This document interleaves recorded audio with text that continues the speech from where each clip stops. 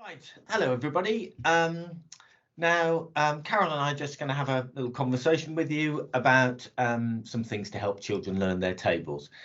It might be worth saying that the idea is that children ideally know all their timetables up to 12 times 12 by the end of year 4, but we know that some students will start secondary school and they don't know all of their tables. I don't know whether you find that's the case, Carol. Yeah, and it's not just about whether they've learned them or not, but if they don't practice them regularly, they tend to forget them anyway. So I think it's always worth a bit of regular practice is always helpful. So we need some strategies to help secondary students. So we're just offering you some ideas here that Carol and I have used with our students. You might use with your son or daughter, just to help them learn their tables or keep those fresh in their mind and keep practicing them. So Carol's going to start off, and what are you going to do, Carol? You're going to tell us something about counting stick. Yep, I am. So the first thing I've got here is a counting stick, and I'll show you that in the next bit. So I'm going to show you a couple of ways that you can use a counting stick to help children learn their tables. I guess the first thing is, what is a counting stick? Well, a counting stick is just a stick made into sections, in this case 10 sections, and you can find on-screen versions of these. You can find ones that you can print out and use at home on paper, or you can make one. And without trying to sound like a well-known TV children's programme, this is one I made earlier. It's just a piece of bamboo with some insulating tape on it. And you can see it's divided into 10 sections, and we use it to count along 1, 2, 3, 4, 5, and so on. One thing that's really helpful to do is to learn a times table in order. And so we start off by saying 1, 7 is 7, and you can actually use little sticky things to put on as you're saying them. So 1, 7 is 7, it's there, you can see. 2 7s are 14, and so it's really helpful to say those words as you're putting these on. It kind of helps it go into your brain, really. It sort of links them. 3 7s are 21. And just continue all the way along until you get to 10 7s are 70, even if your number 70 falls off. There it is there. So whilst it's really good to learn your tables in order, something else that's really powerful is to draw attention to the structure of the tables by doing them sort of slightly out of order. One thing that children are often very good at is doubling and halving, and so we're going to use this to try and work out some more complicated answers from the simpler ones. So starting with 1 7 is 7. That's quite a straightforward one. We can do that one. And if you know what 1 7 is, then you can easily double that to find 2 7s. So we have 2 7s are 14. And once I know 2 7s are 14, I can double that to get 4 7s are 28. Now, as we put this one on, be careful where we put it, because obviously we've got 1 and 2 on there already. 1 7 is 7, 2 7s are 14. Double that is 4 7s are 28. So then thinking and looking carefully for the next one, if I know that 4 7s are 28, then doubling that I would have 8 7s are 56. So 56 will go all the way along here, 56 there. So now we have 1 7 is 7, 2 7s are 14, double that to get 4 7s are 28, and then 8 7s are 56. Our next really easy one is 10 7s. So 10 7s right at the end here is going to be 70. Once I know that 10 7s are 70, if I halve it, I can get to 5 7s. So 5 7s are 35. That goes in the middle, just about here. Okay, it's got quite a few on there already. And it's really helpful as you work through this to revise what you've done. So go through the 1 7, 2 7, 4 7, 8 7s, and then do the 10 7s and the 5 7s again, just to reinforce that with your children. So then we come on to 3 7s, and most children either know their 3 times table, or because it's quite a small number, they can work it out from, if you've got 2 7s are 14, the third next one is 21. So we can put that one on there. 3 7s are 21.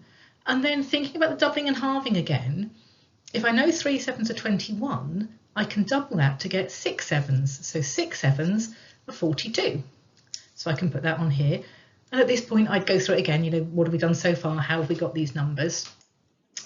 So we've just done 6 7s are 42. We've only got 2 left now. We need to know 7 7s and 9 7s. Let's start with the 9 7s. We've just done 3 7s and 6 7s. And sometimes you can multiply 3 7s by 3 to get 9 7s quite easily. You'll always get 9 7s, but it's whether it's easy to do. I think in this case it is. So 3 lots of 21 would be 63. We can get to it in other ways though. So if we know that 10 7s are 70, we can just take 7 off to get the 9 7s. Either way, it's going to be 63, or we could add on 7 to the 56. Just leaves us with one of them to go now. So the very last one, thinking about 7 7s. 7 7s, we can either add on 7 to 6 7s, or we could subtract 7 from 8 7s. So add 7 to 42 or subtract 7 from 56. And it just depends which is easier. In this case, I think adding the 7 onto 42 is easier, because if we try and subtract 7 from 56, you've got to cross that 10. You've got to go from the 50s into the 40s, which some children find quite challenging. So if I add 7 onto 42, I would get 49. And if this didn't fall off the stick, that would have the full stick again. There we go. There it's not. There it is there. Okay, so there we have that full stick again, and we can go through and understand the structure. Thanks, Carol. That's nice. What I like about that is that it's not just blindly memorizing facts. You're getting the students to think about the connections between different facts, and that's going to help them learn things rather than just blindly memorizing it. The other thing I just thought of is that it's not only helpful for your tables, but for example, if your son or daughter is asked, you know, what's 16 7s? Well, they can use these techniques to say, well, I know what 8 7s are, so 16 7s is going to be twice as many as that. And so it helps other things as well. So that's nice, thanks. So what I'm going to show you now is slightly different thing, something that I used to show my students to say, look, this is very doable. It might seem a big task to learn all these facts, but it's very doable. So let me show you this. So I show my students this grid and I say, look at all the different facts that you have to learn up to 12 times 12. Seems quite daunting, doesn't it? 144 different facts to learn. But look, you already know your 1s, 2s, 10s, and because you halve the 10s to get the 5s, you know your 5s. That's down to 96 facts to learn now. And of course, the 1s, the 2s, the 5s and the 10s appear elsewhere on the grid as well. So we can get rid of those too. And now there are just 64 facts to learn. And because this table is symmetrical about the diagonal, so for example, 7 3s and 3 7s are the same, and 9 6s and 6 9s, they're the same either side of the diagonal. So we can get rid of half of the table there. And that's taken us down to 36 facts to learn. And then of course there are the easy 11s, down to 30. And finally I say, why not start by trying to learn your squares, the ones you don't already know. And then it's down to just 22 facts to learn. Much more manageable. Thanks for that one, Pete. I think what we've really shown in those last two is the need for understanding the connectedness of facts in your tables. If you can work one thing out quickly, then you can work out other things quite easily. And I think there's always a place though for learning your tables off by heart. So having facts at your fingertips is really powerful in so many areas of maths. things like such as area, for instance. If you don't know your tables, it kind of holds you up. So I think I'm going to show you next something to do with cards that will help you sort of commit those facts to memory. Blank cards are a really useful resource in maths. They can be used to help learn facts. I'm going to talk through a couple of activities you can do with a set of tables cards. They can be very simple, just pieces of cards with the question on one side and the answer on the other. One of the most common things to do is to present the table in order, starting with 1 times 7 is 7 and working through until you've got to 10 times 7 at the end. You flip them over as you go once the right answer is given. It can be helpful to just flip a card over to show an answer as a prompt if a child is stuck on just 1 or 2 facts in a particular table. Eventually they should be able to work through and get them all right.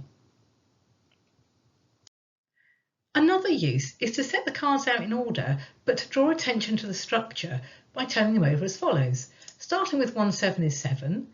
If we double that, we would get that 2 7s are 14. Doubling again, we would get 4 7s are 28. And then doubling that, we'd end up with 8 7s are 56. Another easy calculation here is 10 7s. 10 7s are 70. And if I know that 10 7s are 70, I can halve that to get 5 7s. 5 7s are 35. Finding 3 7s is normally not too much of a challenge because we just add 7 onto the 14, so 3 7s are 21. Once I know that 3 7s are 21, I can double that to get 6 7s are 42. Going back to 3 7s are 21, if I multiply that by 3, I would get 9 7s are 63, which just leaves us with 7 7s. If I know 6 7s are 42, then 7 7s are going to be 49. Once a child feels that they know a particular table quite well, turning the cards over and presenting the answer first and asking how many 7s can add to the challenge. Of course, it doesn't add to the challenge very much if they're set out in order. Muddling the cards up, either on the table in front of you or by putting them together and shuffling them and dealing them one at a time, can obviously add to the challenge. That's nice. Thanks, Carol. So finally, fourth thing we're going to offer you is here's a little trick that you can show your son or daughter to help them remember the 9 times table. So let's have a look at see if we can see any patterns in the 9 times table. Well, the first thing we could probably notice is what happens when you add the digits in the answers. So for example, 18 there, if you add up the 2 digits, 1 and 8, you get 9.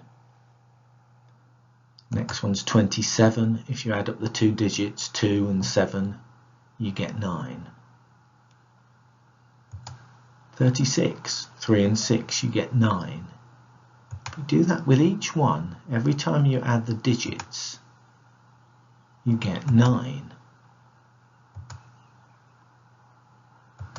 So for all the 9 times table, up to 9 times 9, the sum of the digits is 9. And even with that first one, where there's only 1 digit, the tens digit is really nothing, 0, 0. And if we add up those 2 digits, we still get 9. So the sum of the digits is 9. And just looking at that in a slightly different way, what I've done here is just sort of separated out the tens digit and the ones digit so that we can see the pattern here that the tens digit starts at 0 and goes up in ones, and the ones digit starts at 9 and goes down in ones. Maybe a third way of looking at the patterns in the 9 times table is to see where the 9 times table is on this 100 square. Let's have a look at where they are. We can still see the pattern of the tens digit increasing by 1 and the ones digit decreasing by 1, but we've got this diagonal pattern here as well now. Now why does that work? Well, if you're going to add 9 onto something, you could do that by adding 10, which on this grid would be going down a square, and then subtracting 1. Add 9 is add 10 and subtract 1. So to get from the 9 to the 18, we go down a square and a square to the left. Add 9. Add 9. Add 9. So that's why that diagonal pattern works. And a consequence of all of that, all of those patterns, is that if we wanted, for instance, to know what 2 9s were, we can see that the number of 10s in the answer is always going to be 1 less than that. If we take another example, 5 9s. If it's 5 9s, the number of 10s in the answer is always going to be 1 less than that. It's going to be 40 something. And of course, because we know that the 2 digits add up to 9, it's got to be 45. If we take another one, 9 9s, we know that the number of 10s must be 1 less than that. 8 10s, 80. But because they add up to 9, the 2 digits, it's got to be 81. So that's another little pattern that can help you to learn the 9 times table. Thanks for that one, Pete. I'll tell you what though, that reminds me of something that you can do with your hands to learn your 9 times table, or to figure out one of the 9 times table quite quickly if you need to. Can you put your hands up in front of you? Well, like this. Yep, that's exactly it.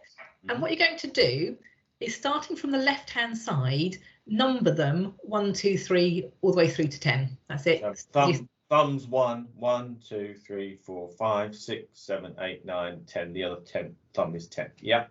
Yep, that's right. So supposing you want to work out what 6 times 9 is, you're going to put down your 6th finger. You're going to fold it down. 1 2 3 4 5 6. The little finger there. 6. Yeah. Yep. Now, starting from the left hand side, starting with the thumb, count how many fingers and thumbs you've got on the left hand side of that folded finger. 1 2 3 4 5. That's the 5 on that hand. Yeah, 5. That will represent the 10s, so that's 50. And then to the right of that folded finger, how many do you have? 4. That represents the units, or the ones, as we now say. 54. So that's 50. 6 9s, 54. All right. Can I try another one? Handy trick. Yes, if it works. Yes, handy trick. So if I want to try 4 9s, then you're saying I need to fold down the 4th finger. Thumbs are fingers as well here. So the 4th, and then I count the fingers to the left. That's 3 of them. That's 30. And the fingers to the right are the ones. So 36. So 4 9s, 36.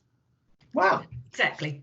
And you'll find that it only works for the 9s, obviously, but it's connected with what you were saying in that video. So I think, thank you everyone to sort of tuning into this thing. If you might like to try that with your child and see if you can figure out why it is that works. Great.